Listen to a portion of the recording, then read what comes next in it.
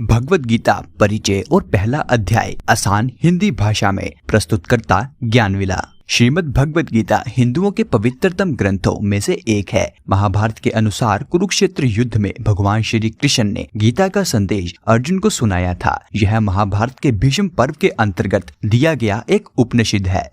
भगवत गीता विश्व विख्यात महाकाव्य महाभारत का एक महत्वपूर्ण अंग है। भगवत गीता में 18 अध्याय और 700 श्लोक हैं, जिन्हें रोजमर्रा की जिंदगी में समझना थोड़ा मुश्किल है। इसलिए ज्ञानविला प्रस्तुत करता है आसान हिंदी भाषा में भगवत गीता का परिचय और पहला अध्याय। गीता की पृष्ठभूमि पांडवों और कौरवों के बीच हुआ आज तक का सबसे घमासान महाभारत का युद्ध था। धृतराष्ट्र के सबसे बड़े पुत्र दुर्योधन ने पांडवों को उनका अधिकार क्षेत्र देने से मना कर दिया था। पांडवों ने अपना अधिकार वापस पाने के लिए कई यत्न किए, यहाँ तक कि स्वयं भगवान श्री कृष्ण को भी कौरवों के पास शांति दूत बनाकर भेजा। लेकिन अपनी ताकत के अहंकार में दुर्योधन ने एक ना मानी और अंत में युद्ध ही एकमात्र रास्ता बचा था, जो कि पांडवों को उनका गौरव और सम्मान वापस दिला सकता था। आखिरकार पांडवों ने कौरवों के साथ युद्ध करना ही उचित समझा। युद्ध के मैदान में दोनों पांडव और कौरव सेना युद्ध के लिए इकट्ठी हुई। सभी को यह विश्वास था कि पांडवों को यह युद्ध केवल और केवल इस विश्व के सबसे ताकतवर धनुर्धर अर्जुन ही जितवा सकते हैं। इस महाभयानक युद्ध में भगवान श्री कृष्ण स्वयं अर्जुन के सारथी यानी रथ चालक बने और श्री हनुमान जी उनके रथ पर ध्वजा के रूप में विराजमान हुए। लेकिन जब यह युद्ध आरंभ होने वाला था, तब अर्जुन युद्ध भूमि में अपने पितामह गुरु द्रोण, मित्र और सगे संबंधियों को उसी युद्ध में मारने के विचार से विचलित हो गए। उनके मन में शत्रुओं के प्रति स्नेह उत्पन्न हो गया और युद्ध करने से अर्जुन ने सख्त मना कर दिया। वो हताश, भयभीत और डगमगाता हुआ शस्त्र छोड़कर रथ पर ही बैठ गया। तब उसी अर्जुन को भगवान श्री कृष्ण ने कुरुक्षेत्र की भूमि में भगवत गीता का उपदेश दिया। उन्होंने अर्जुन को आत्मा की अमृता, शरीर की निश्वरता, काम, कर्म, फल, त्याग, योग, ब्रह्म, ज्ञान, भक्ति, त्याग, संन्यास, प्राकृतिक गुण, मन को वश में करने के उपाय, आसुरी और दैवीय स्वभाव, इच्छा, क्रोध और लाभ, इन तीनों को नियंत्रण में रखना, भव सागर से तरने के उपाय इत्यादि के बारे में ज्ञान दिया। और यही ज्ञान श्री कृष्ण का अमूल्य गीता ज्ञान कहलाया। उन्होंने अपनी दिव्य विभूति का वर्णन किया, अर्जुन को अपने विराट रूप के दर्शन करवाए और अंत में उसको अपनी शरण में लेने का आश्वासन भी दिया। गीता का उपदेश सुनने से अर्जुन का विषाद, उसका ज्ञान, उसका सारा मोह और संदेह समाप्त हो गया। उसकी कर्तव्य भावना फिर से जागृत हुई और निष्काम भाव से वो युद्ध लड़ने को तैयार हुआ। उसने वह महाभारत का धर्म युद्ध लड़ा और अपने भाई युधिष्ठिर को उसका अधिकार वापस दिलाया। गीता में जहाँ अध्यात्म के साथ साथ दर्शन शास्त्र है और वहीं इसमें मानव जीवन में उठने वाली हर समस्या का समाधान भी है। गीता हमें बताती है कि युद्ध हमें अपने बाहर वाले शत्रु से ही नहीं, बल्कि अपने अंदर वाले, अपने भीतरी शत्रु से भी लड़ना है। भगवत गीता अपने कर्तव्य से भटके मनुष्य का मार्गदर्शन करती है और वही गीता उसे जीवन में अध्यात्म और धार्मिक मार्ग भी बताती है। जीवन में हमारे शत्रु बहुत हैं, वह न केवल बाहर हैं बल्कि हमारे अंदर भी हैं। बस इन्हीं पर मुक्ति पाना गीता का उपदेश है। गीता में मोक्ष प्राप्ति के लिए 4 मार्ग बताए गए हैं। पहला ज्ञान का मार्ग, दूसरा कर्म का मार्ग, तीसरा ध्यान का मार्ग और अंतिम भक्ति का मार्ग। यही 4 मार्ग इस उलझनों भरे भव सागर से निकलने के रास्ते हैं। तो चलिए इसी के साथ शुरू करते हैं भगवत गीता का पहला अध्याय। युद्ध का पहला अध्याय युद्ध क्षेत्र और अर्जुन की मनोस्थिति को दर्शाता है। व्यूह रचना में खड़ी पांडव और कौरव सेनाओं के योद्धाओं का दुर्योधन वर्णन करता है। दोनों तरफ से शंख बजते हैं। युद्ध आरंभ होने से पहले अर्जुन केशव से अपने रथ को दोनों सेनाओं के मध्य ले जाने को कहते हैं, ताकि वो देख सके कि उसे किन किन लोगों से युद्ध करना है। अर्जुन अपने पितामह, गुरुजन और अन्य सगे संबंधियों को अपने सामने खड़ा देख मोहग्रस्त हो जाते हैं। हताशा के कारण वो युद्ध लड़ने से मना कर देते हैं। धृतराष्ट्र संजय से पूछते हैं, हे संजय, जब मेरे और मेरे बड़े भाई पांडु के पुत्र युद्ध भूमि में युद्ध की इच्छा से एकत्रित हुए तो उन्होंने क्या किया? संजय ने उत्तर दिया, महाराज, जब दुर्योधन ने पांडव सेना को व्यूह रचना में खड़ा देखा तो वह बोला, आचार्य, पांडु पुत्र की इस विशाल सेना को देखिए, जिसके व्यूह आकार को आपके बुद्धिमान शिष्य राजा द्रुपद के पुत्र दुष्टद्युम्न ने रचा है। इस सेना में अर्जुन और भीम जैसे कई महारथी हैं। सत्याकी, विराट, महारथी द्रुपद, दृष्टकेतु, वीर काशीराज, कुंती भोज, सुभद्रा का पुत्र अभिमन्यु तथा द्रौपदी के 5 पुत्र आदि, यह सभी बेहतरीन योद्धा हैं। अब हमारी सेना के जो प्रमुख योद्धा हैं और जो हमारी सेना सेना के नायक हैं, आप उन्हें भी जान लीजिए। भीष्म,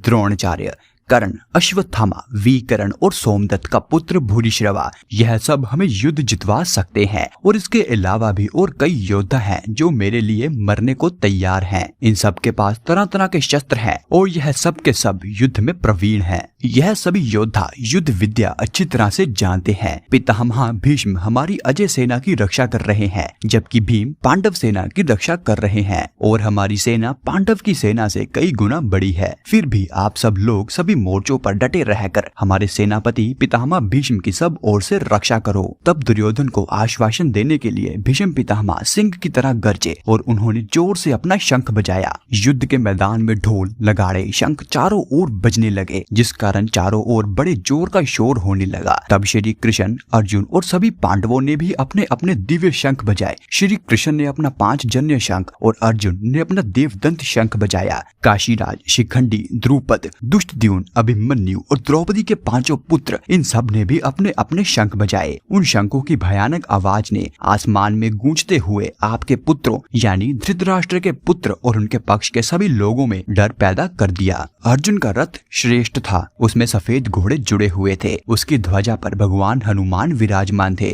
और भगवान श्री कृष्ण स्वयं अर्जुन के सारथी थे। जब युद्ध शुरू होने वाला था और शस्त्र लगभग चलने ही वाले थे, तब अर्जुन ने कौरव सेना में धृतराष्ट्र के पुत्रों और संबंधियों को देख अपना धनुष उठाया और केशव से कहा, हे केशव, मेरे रथ को दोनों सेनाओं के बीच कौरव सेना के पास खड़ा करो, ताकि मैं उन योद्धाओं को देख सकूं जिनके साथ मुझे युद्ध लड़ना है। मैं उन सभी लोगों को भी देखना चाहता हूं जो यहाँ युद्ध लड़ने के लिए आए हैं और जो इस युद्ध में दुष्ट बुद्धि वाले दुर्योधन का साथ देने आए हैं। अर्जुन के ऐसा कहने पर श्री कृष्ण ने अर्जुन के रथ को दोनों सेनाओं के मध्य ले जाकर भीष्म, द्रोण और अन्य सभी राजाओं के सामने खड़ा कर दिया और अर्जुन से कहा, लो पार्थ, इन सब इकट्ठे खड़े कुरुओं को अच्छी तरह से देख लो, इन सभी के साथ तुम्हें युद्ध करना है। लेकिन अर्जुन ने वहाँ क्या देखा? उसने देखा दोनों सेनाओं में उसके गुरु, दादा, मामा, भाई, पुत्र, पौत्र, मित्र और अनेक शुभ चिंतक भी खड़े हैं। जब अर्जुन ने अपने बांधव बंधुओं को सामने तैयार खड़े देखा तो वह भावुक और कमजोर हो गया और बोला,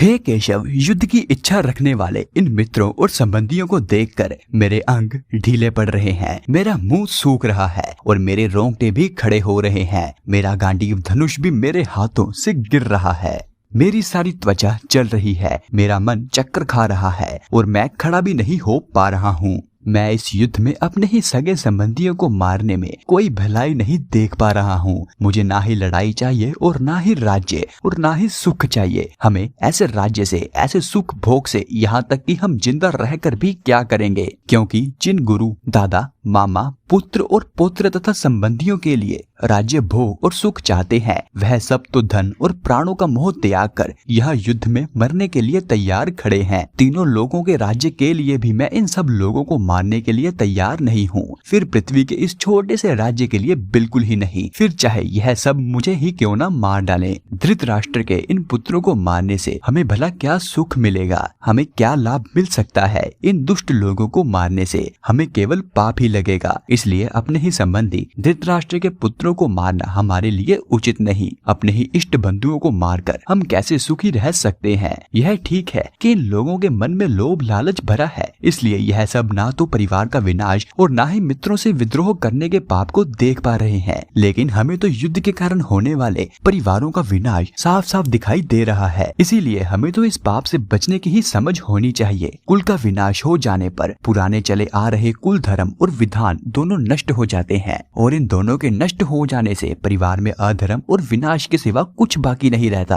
परिवार में अधर्म फैल जाने से परिवार की स्त्रियां भ्रष्ट हो जाती हैं और स्त्रियों के भ्रष्ट हो जाने से वर्ण संकार और अनचाही संतानें पैदा होती हैं और यही अनचाही संतानें और वर्ण संकार उस परिवार को नरक में पहुंचा देते हैं, क्योंकि उनके पूर्वजों की आत्मा पारंपरिक पिंडदान और जल से वंचित हो जाती है, अपने उच्च स्थान से गिर पड़ती है और इन दुष्कर्म के कारण सदा से चली आ रही जाति धर्म और कुल धर्म दोनों ही नष्ट हो जाते हैं। गुरु परंपरा से हम यह भी सुनते आ रहे हैं कि जिन लोगों के पारिवारिक धर्म और विधान नष्ट हो जाते हैं उन्हें अवश्य ही निश्चित काल के लिए नरक में रहना पड़ता है। हे केशव, हम तो यह बहुत बड़ा पाप करने जा रहे हैं और यह अनर्थ करने को तैयार हैं, जो केवल राज्य का आनंद पाने के लिए अपने ही इष्ट भाइयों को मारने के लिए तैयार हो गए हैं। मेरे लिए तो यह कहीं अधिक अच्छा होगा कि धृतराष्ट्र के पुत्र शस्त्र हाथ में उठाकर मुझे ही मार दे और मैं बिना शस्त्र उठाए, बिना उनका मुकाबला किए मैं मारा जाऊं। यह कहकर अर्जुन ने रण क्षेत्र में अपना धनुष बाण नीचे रखा और निराश्चित होकर रथ पर बैठ गया। इसी के साथ भगवत गीता का पहला अध्याय खत्म होता है। बाकी के अध्याय भी आपको जल्द ही चैनल पर देखने को मिलेंगे। इसके लिए चैनल सब्सक्राइब जरूर करें ताकि आप अगले अध्याय कभी भी मिस ना कर पाए। और यदि आप काफी समय बाद यह वीडियो देख रहे हैं तो बाकी के अध्याय आपको हमारे चैनल की भगवत गीता प्लेलिस्ट में मिल जाएंगे। और कमेंट में आपको हमारे द्वारा किया गया यत्न कैसा लगा यह जरूर बताएं। तो मैं मिलूंगा आपको अगले अध्याय में, तब तक के लिए जय श्री कृष्णा।